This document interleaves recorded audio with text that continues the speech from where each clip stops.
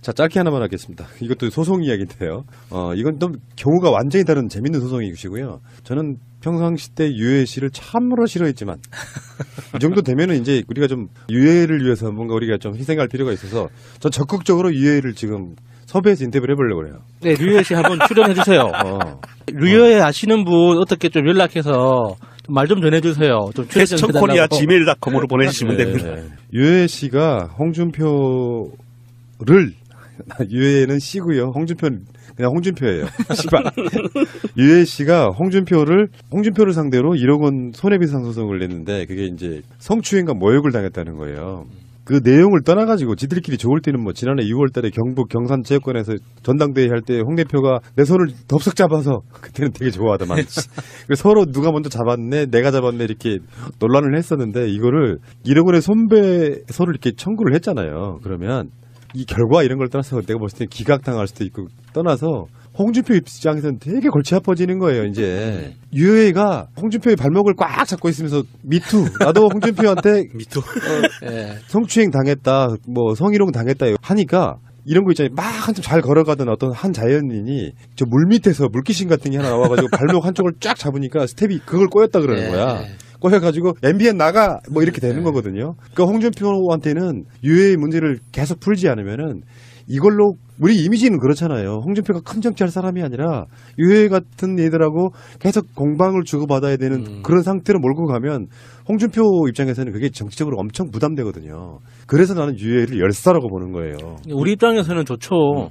아니 저는 류여해 씨에게 발음이 너무 힘들어요. 류 씨는 류여해 씨에게 한마디 좀 보충해서 충고를 드리고 싶은 게 그날 그냥 그렇게 손 덥석 잡은 거하고 뭐 이렇게 이상한 말로 명예훼손 모욕한 거 말고요. JTBC 뉴스룸 같은 데 나가가지고 손석희하고 인터뷰를 하세요. 미투를 하면서 그러네. 뒤에서 벌어졌던 일 혹시라도 있었다면 그거를 까발리셔야 돼요.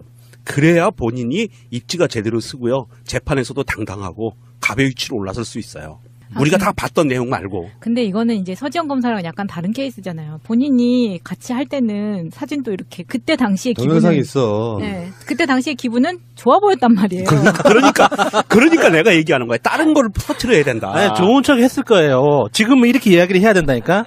그 당시에도 불쾌했지만 상황상 좋은 척을 했어야 됐던 어떤 그런 감정적 폭행까지 당했다. 그렇지. 이렇게 해야죠.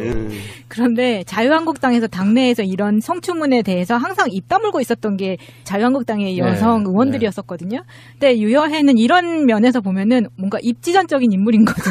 입장에서. 최초 자유한국당류의 최초의 내부고 벌차. 네. 근데 이분은 진정성은 없지. 만약에 지금도 최고위원이라고 하면 요거 서지영 검사 쪽 관련해 갖고 엄청나게 또 다른 식의 그러니까 말을 했을 거예요. 진정성 있다고 해줍시다 지금은. 그런가요? 그런 거 아니겠습니까? 예. 진정성의 상징 우리 유해 열사님 꼭 싸워서 이겨주시기 바라고요. 네. 어쨌건 홍준표가 지금 MBN을 아예 부수도 다 빼버린 상태로 지금 가고 있는 상태고 지금 홍준표는 또 유해한테 소송당했지만 홍준표는 MBN을 상대로 소송을 하고 있는 이 꼬리물기 소송 이런 게 있거든요. 그 MBN 자체의 입장에선 그래요. 이런 측면이 있잖아요. 언론에 관한 부분은 소송으로만 해결될 수 있는 문제가 아니에요. 소송의 어떤 순서는 어떻게 돼야 되냐면 언론은 하루에도 수도 없이 많은 보도들을 쏟아냅니다. 그중에 오보가 나올 수는 있어요. 그러면 가장 먼저 해야 될 일이 거기에 대한 정정 보도를 한다거나 사과를 해야 되거든요. 거기까지는 MBN이 했단 말이에요.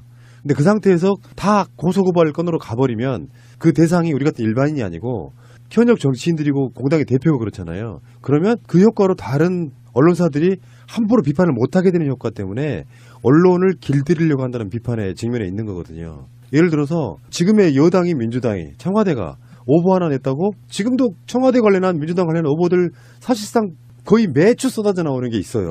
추측 보도 하다가 보면 그거를 전부 다 소송으로 걸어버리면 보도 못하게 되는 그러니까 언론 자유를 심각하게 억압할 수 있는 상태를 만들 수 있단 말이죠. 소송은 어느 때 하냐면 우리는 잘못한 게 없다라고 상대방이 사과나 정정 보도를 안 할 때 거기에 대놓고 소송을 할 수 있는 거예요. 최근에 왜 TV조선이 녹음해가지고 뭐 한 그 사건에 대해서 지금 문재인 대통령 생일 광고 그 녹음 거기에 대해서 정정 보도를 안 하고 사과를 안 하면 소송으로 가는 그런 방식으로 가는 거죠. 자, 어쨌든 지금 벌어지고 있는 상황이 제가 보기에는 스탠스가 참 애매해요. 류여해 사건하고 MBS 사건이 제가 취해야 될 스탠스가 평소에 그렇게 미워하던 류의 편을 들기도 좀 얼굴이 뜨겁기도 하고 사실 MBN 편 들기도 뜨겁기도 해요.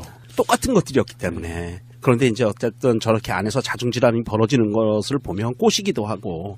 그런데 홍준표가 이렇게 이런저런 변명을 하면서 늘어놓는 것 중에 이게 MBN 출입 금지가 진주의료원 폐업 맥락에서 추진한 거다. 진주의료원에 무슨 많은 문제가 있어서 무슨 예산도 뭐 계속 적자가 나고 하니까 이게 합리적인 판단이어서 그 폐업을 추진한 거고 MBN 출입 금지도 그런 합리적 판단을 바탕으로 내린 거니까 끝까지 가보겠다 뭐 이런 이야기를 하는 와중에 그래서 내가 그 경남도에 있던 그 빚 1조 4천억을 내 임기 기간 동안 제로로 만들었다. 뭐 이런 개구라를 또 하나 쳤거든요.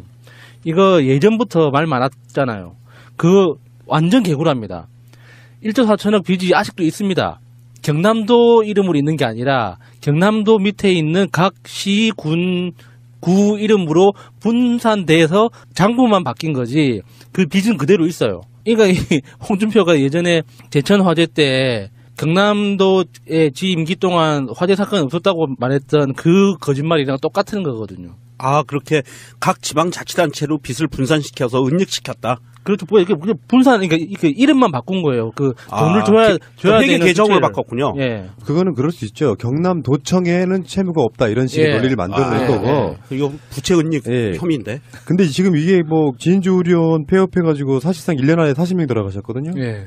약자들을 상대로 한 것으로 예산 절감해가지고 채무제로 만들었다고 하는 이 자체는 정말 하지 말아야 될 뜻인 거잖아요. 예. 그래서 무상급식 안 하겠다고 버티면서 그 무상급식 한 그 비용을 아끼고 이런 세상에 멍청한 짓 SOC 사업 같은 거 안 하면 되는 부분 같은 것들을 그러니까 요거는 뭐 말도 안 되는 거고 이 자체가 홍준표가 얼마나 또라이인지를 그냥 좀 보여주는 문제라고 보고요. 이제 홍준표가 이런 부분이 있는 거죠. 정말 보수 수구층에 계시는 그 나이 드신 분들이 보기에는 참 우리 도지사 추진력 있네 하는 것들이 있잖아요.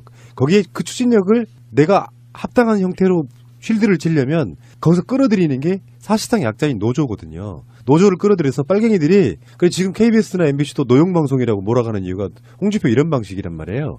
노조들 때문에 못 해먹겠다. 그 노조들하고 싸우는 형태로 확실하게 자기 스스로가 이렇게 전선을 쫙 만들어주는데 홍준표 편에 서시는 분들이 노조와 똑같은 약자분들이 편을 들어줬던 그런 시대가 있었던 거고요. 이것도 진주의료원 폐업 맥락에서 추진한다. 정말 얕은 수 있잖아요. 네. 논리적으로 말이 안 되는 소리 이런 개소리라고 있는 참 이해가 안 가고요. 민사소송이 완결될 때까지 MBN과 누가 정당한지 여부를 가려보겠다. 이게 뭐야 이게 지금. 그 민사가 완료될 때까지 그 정당이 남아날까요? 그러니까. 그 정당이 없어질 것 같아요. 이게 그래서 아마 민사소송이 끝나지 않을 것 같습니다.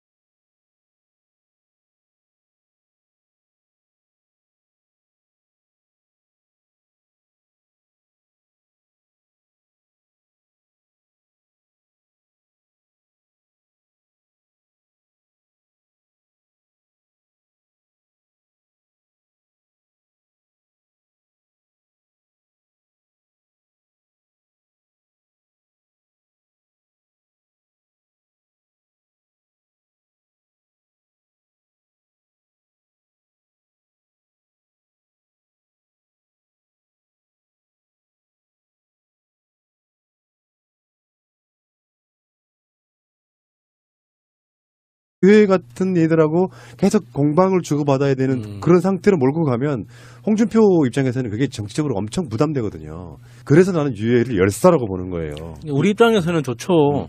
아니 저는 류여해 씨에게 발음이 너무 힘들어요. 류여해 씨에게 한마디 좀 보충해서 충고를 드리고 싶은 게 그날 그냥 그렇게 손 덥석 잡은 거하고 뭐 이렇게 이상한 말로 명예훼손 모욕한 거 말고요. JTBC 뉴스룸 같은 데 나가가지고 손석희하고 인터뷰를 하세요. 미투를 하면서 그러네. 뒤에서 벌어졌던 일 혹시라도 있었다면 그거를 까발리셔야 돼요. 그래야 본인이 입지가 제대로 쓰고요. 재판에서도 당당하고 갑의 위치로 올라설 수 있어요. 우리가 다 봤던 내용만. 자, 짧게 하나만 하겠습니다. 이것도 소송 이야기인데요. 이건 좀 경우가 완전히 다른 재밌는 소송이시고요. 저는 평상시 때 유해 씨를 참으로 싫어했지만 이 정도 되면은 이제 우리가 좀 유해를 위해서 뭔가 우리가 좀 희생할 필요가 있어서 전 적극적으로 유해를 지금 섭외해서 인터뷰를 해보려고 해요. 네, 류여해 씨 한번 출연해주세요. 류여해 아시는 분 어떻게 좀 연락해서 말 좀 전해주세요. 좀 출연 좀 해달라고. 캐스천코리아 gmail.com으로 보내주시면 네, 됩니다. 네. 유해 씨가 홍준표를 유해는 씨고요. 홍준표는 그냥 홍준표예요. 씨발. 유해 씨가 홍준표를 상대로 1억 원 손해배상 소송을 냈는데 그게 이제 성추행과 모욕을 당했다는 거예요. 그 내용을 떠나가지고 지들끼리 좋을 때는 뭐 지난해 6월달에 경북 경산체육관에서 전당대회 할 때 홍 대표가 내 손을 덥석 잡아서 그때는 되게 좋아하더만. 서로 누가 먼저 잡았네, 내가 잡았네 이렇게 논란을 했었는데 이거를 1억 원의 손배소를 이렇게 청구를 했잖아요. 그러면 이 결과 이런 걸 떠나서 내가 봤을 때 기각당할 수도 있고 떠나서 홍준표 입장에서는 되게 골치 아파지는 거예요, 이제. 유해가 홍준표의 발목을 꽉 잡고 있으면서 미투, 나도 홍준표한테 미투. 성추행 당했다, 뭐 성희롱 당했다 하니까 이런 거 있잖아요. 막 한참 잘 걸어가던 어떤 한 자연인이 저 물 밑에서 물귀신 같은 게 하나 나와가지고 발목 한쪽을 쫙 잡으니까 스텝이 그걸 꼬였다 그러는 거야.